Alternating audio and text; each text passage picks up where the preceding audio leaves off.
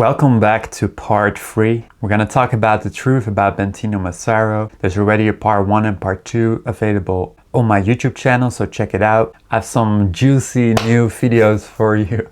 This is gonna get crazy right here. I know some of you guys have been waiting for this episode and you wanted to see this part 3, so here it is. Now before I get into it, I just want to say something. I don't want to see any attacks going towards Jacqueline, Keelan, Jade in the comment section. I don't want to see it. Please keep it polite. Please keep it kind towards the people that came forward.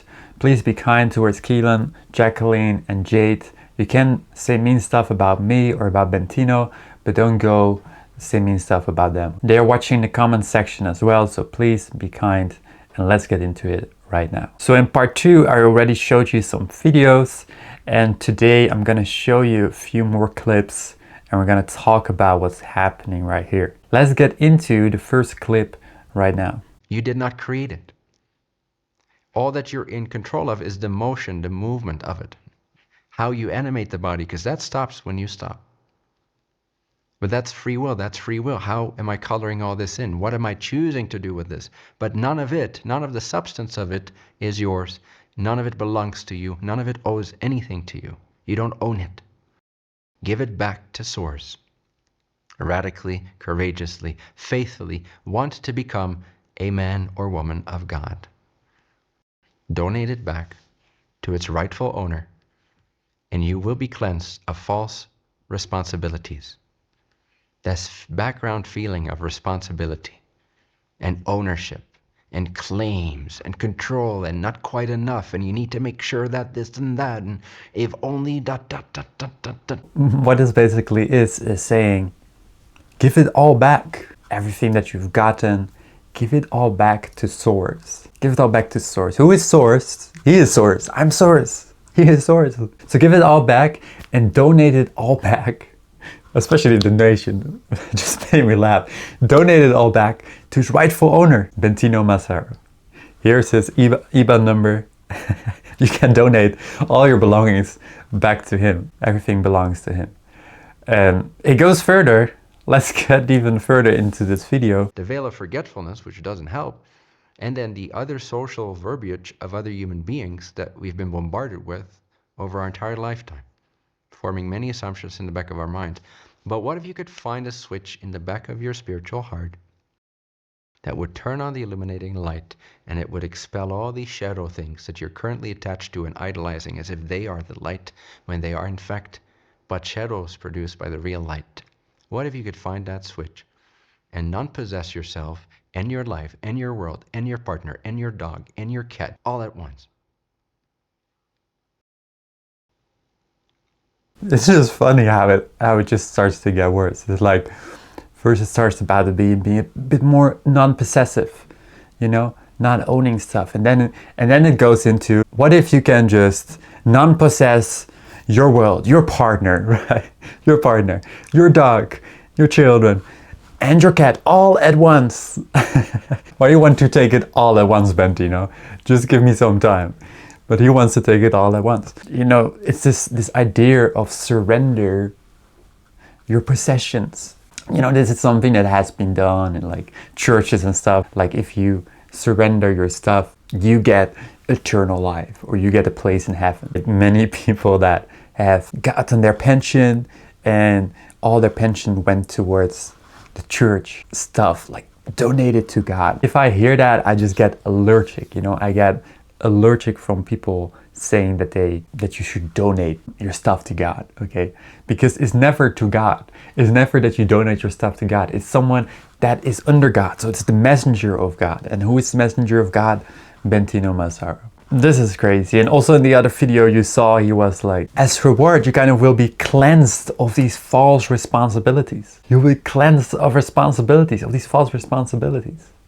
So he even gives you a promise of what's going to happen when you donate all of that stuff. A typical sales pitch.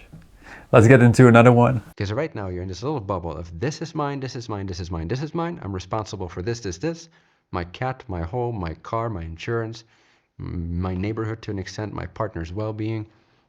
my children, but everything outside of that, the entire universe, 99.99999 to the 10th percent, is not yours currently. So if you give up your partner, spiritually speaking, you can still be with them. If you give up your children, spiritually speaking, you can still take great care of them. If you give up your cat, spiritually speaking, you can still feed them and love them and pet them. If you give up your house, and so on, you get the point. If you give up your little world, you get the big one. The promise here is, if you give up your small little bubble, you get the big one, okay? So now there's not a promise of what's gonna happen. Oh, I'm no longer having to take care of responsibility. I get the big world instead of my small bubble. I just have to surrender all of this stuff. And the funny thing is, I can still be with them spiritually. Spiritually speaking, I can still be with them, but possessively, I cannot own it. It's not for me to own, it's for God. And it's not for any God, it's for Bentinho Massaro, the messenger of God. It's just so funny to look this back. You know, I'm just laughing because it's just, I know it's horrible, but at the same time, it's just ridiculous. Let's get into another one. What have you done at all? Have you created anything?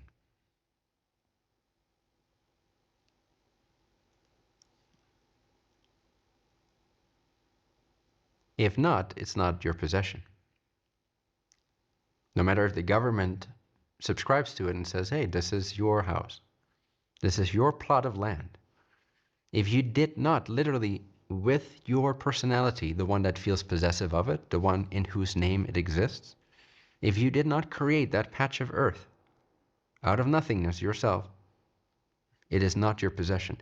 If that patch of earth does not depend on your existence, you're not its creator, and therefore you do not own it or possess it, no matter who agrees that you do. Here he's even saying that the government isn't right. Okay.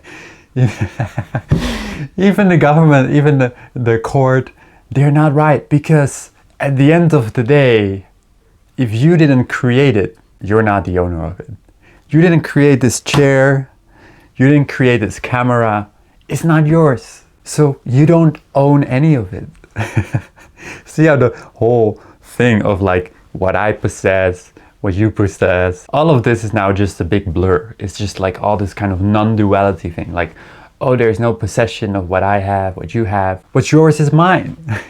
And then it goes into this almost, you know, this attitude of like, what did you do? What did you create? You didn't create anything. You stupid little person in your little bubble, you didn't create anything. You don't own anything. That's how he talks to you, you know? He talks to you like you're a little idiot gremlin, as he says. You're in your little bubble, but if you just surrender all of it, you will end up in the big bubble, and you just have to surrender it all to God, or in other words, to me, Bentinho Massaro. It's just crazy, you know? I saw this clip and I was like, oh my God, I have to make a video about this. By the way, if you want to see part 4, also let me know in the comments. I might make a part 4. Let's get into another clip as well. Do you understand that?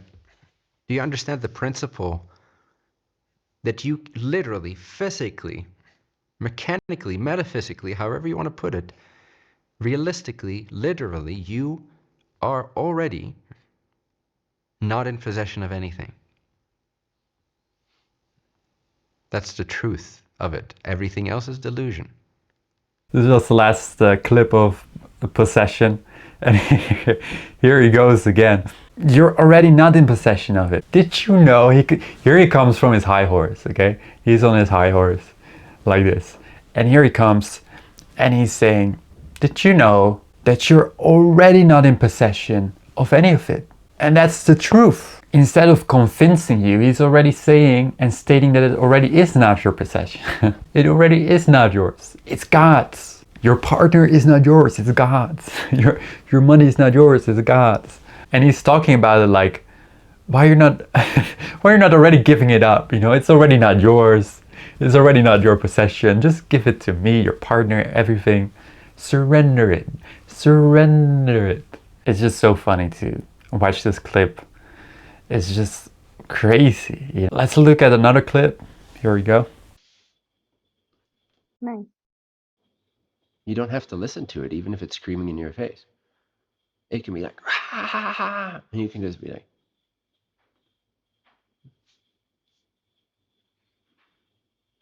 you still know what you know. You still know what's the most honorable, desirable service to others, holistic state to be in and think to do in that moment. You know. You don't have to doubt that because you're having sensations and feelings that feel very personal and close to you. So this is not such a crazy clip, but it points something out very obviously, where it's almost a sense of being stoic, being a good thing, in the sense of like some feeling can come up, but just don't listen to it. Some feeling of this is not good, this is wrong, what's happening here is not right, what's gonna happen in his cult, right? Because if you're stuck in a cult, you're gonna have feelings of like, I want to leave, I want to go. And he's basically saying, you know, that's just a storm. It's just gonna, you know, come, the storm is gonna come, and you just have to remain stoic, not listen to your feelings, do what you know that you got to do. What you got to do is what he tells you to do, right? Because you're stuck in his cult. I mean, if you're just watching it on YouTube, it's a different story. But if you're there, you just need to do what he says. He wants you to do what he says, and that's what's called honor. And he wants you to not listen to your feelings that something is off, something is wrong. Because your feelings, there's a big part of it that's intuition. Like sometimes you might have a feeling of like, I'm hungry or something, that's different. But if you have a feeling of like something is off, something is wrong, you have to go. I remember I was with a partner and I felt there was something off and there was something wrong, and there was something off and wrong. She had been cheating and all this kind of stuff. And my feeling was right from the first start. But if I just remain stoic and just not listen to those feelings, then I could have stayed forever. It's because I listened to the feelings, listened towards my intuition, what was pointing me towards this is off, this is wrong. So in other words, terrible advice. Let's go to another video. For instance, that someone else, not you, is the creator and attractor and configurer and decider of your reality, which of course is a nasty feeling. And this is the very thing that you fear and that most people fear, is that there can be an oppression from the outside. Now, I'm not saying there is no effect called being oppressed. There definitely is. So I acknowledge that. But I'm saying it comes from within. I'm saying it actually is the result of our weaknesses or susceptibilities. And so, again, what I mean by weakness is your proclivity or your availability to listen to a negative belief, a negative idea, a lack-based perspective.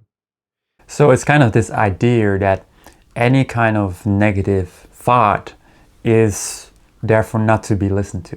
This is also what he said about the feelings, where it was, if you have a feeling, just don't listen to it. If you have a negative thought of something is wrong, something is off, don't listen to it. Sometimes this is your intuition just speaking to you about something being off.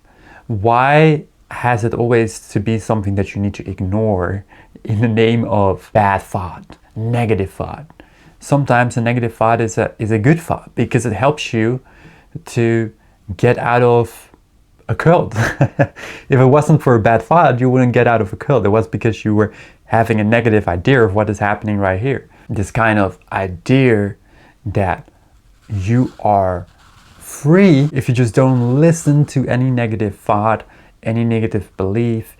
You're just always positive. You're just always focused on the positive stuff.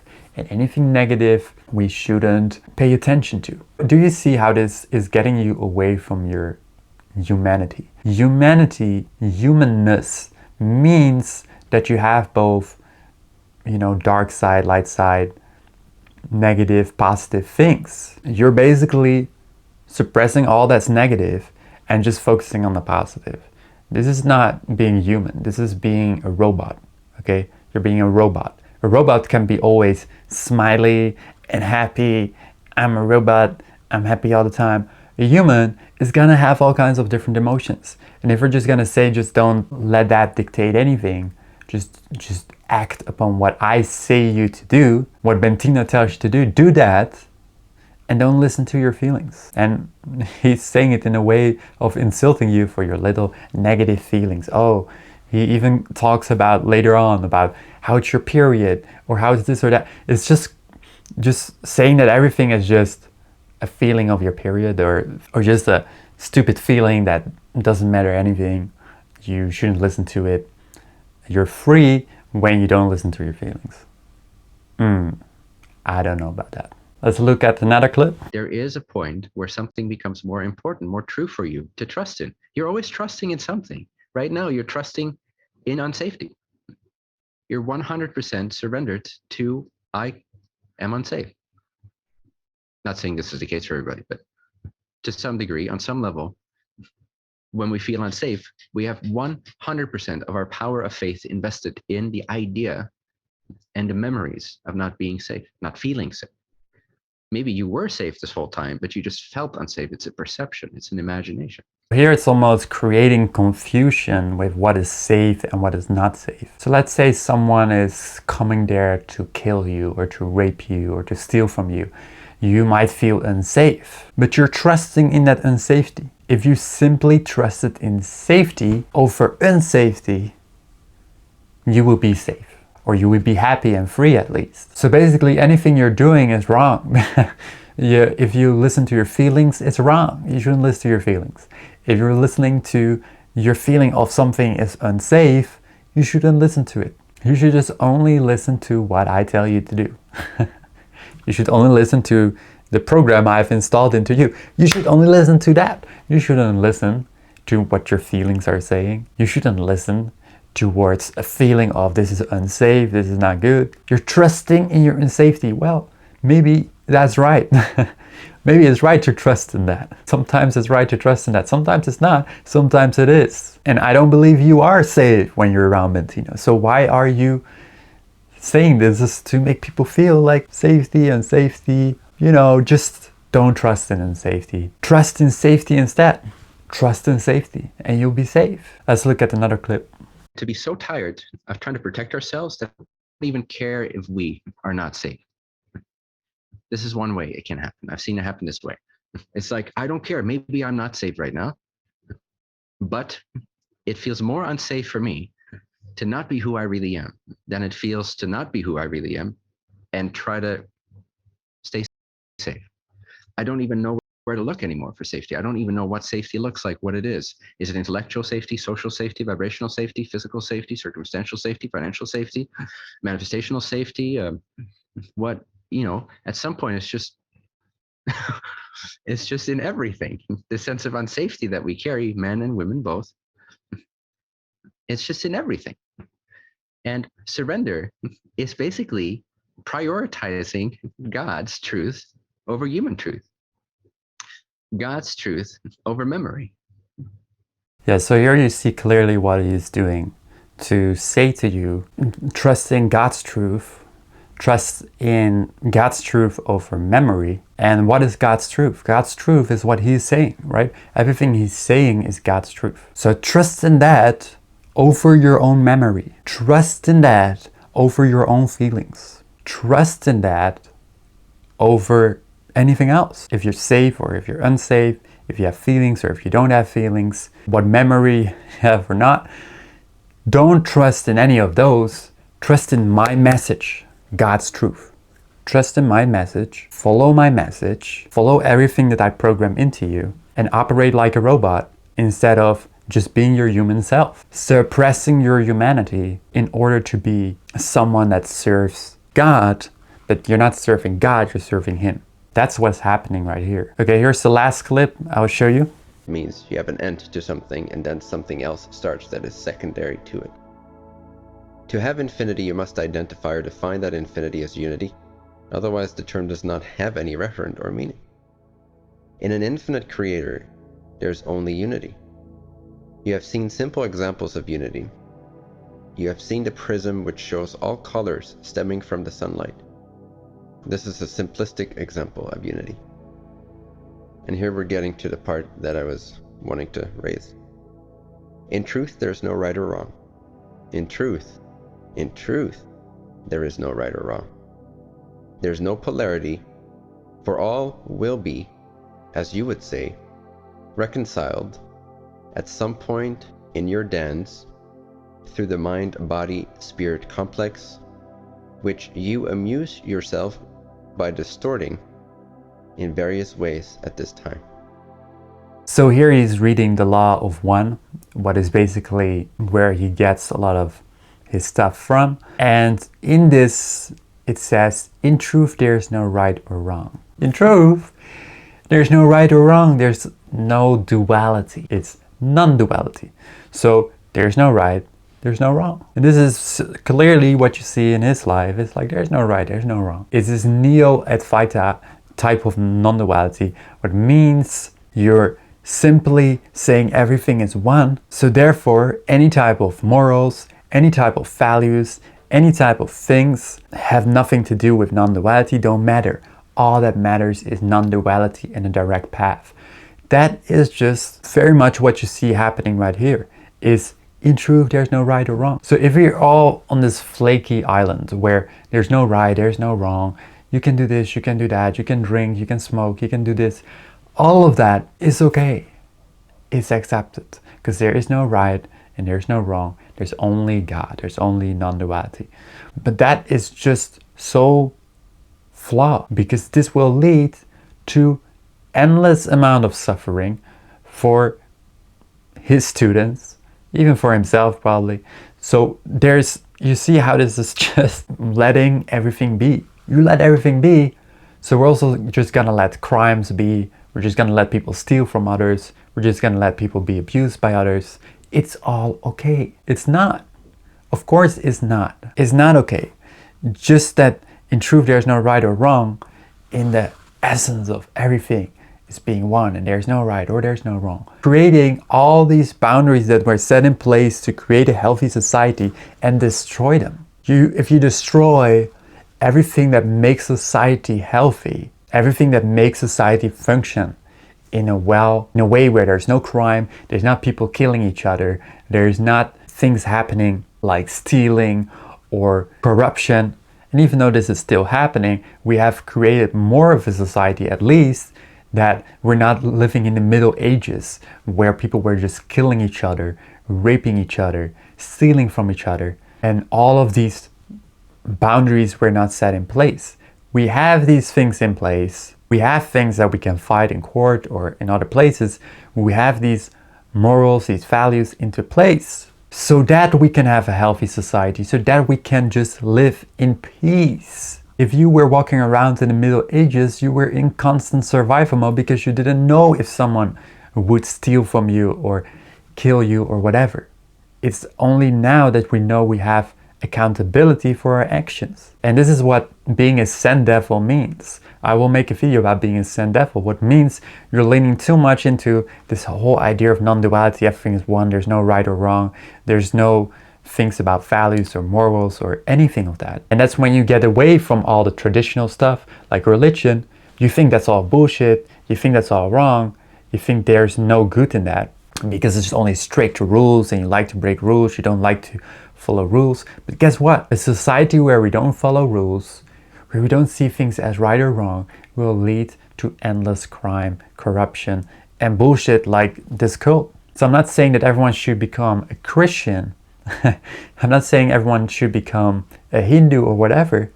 I'm just saying that there is a reason why we have morals and values into place. It is to create not things like Zen devils who transcend, or not transcend, who bypass all of that what makes humanity function. Without strict rules into place, humanity wouldn't function, and that's why we should keep exposing this Zen devil teaching type of direct path that doesn't lead anywhere good. Because if you deep down believe there is no right or wrong, you can justify any kind of behavior, and that is the problem right here. If you want to see part 4, I probably will make a part 4, I'm not sure yet, but subscribe if you want to see that. And by the way, let me know in the comments if you want to see part 4. Be kind in the comments, please. I've seen some trolls in the comments. Just be kind to each other in the comments, especially towards Jade, Keelan, and Jacqueline. Thank you so much for watching. Don't forget to subscribe, don't forget to like. I'll see you in the next one.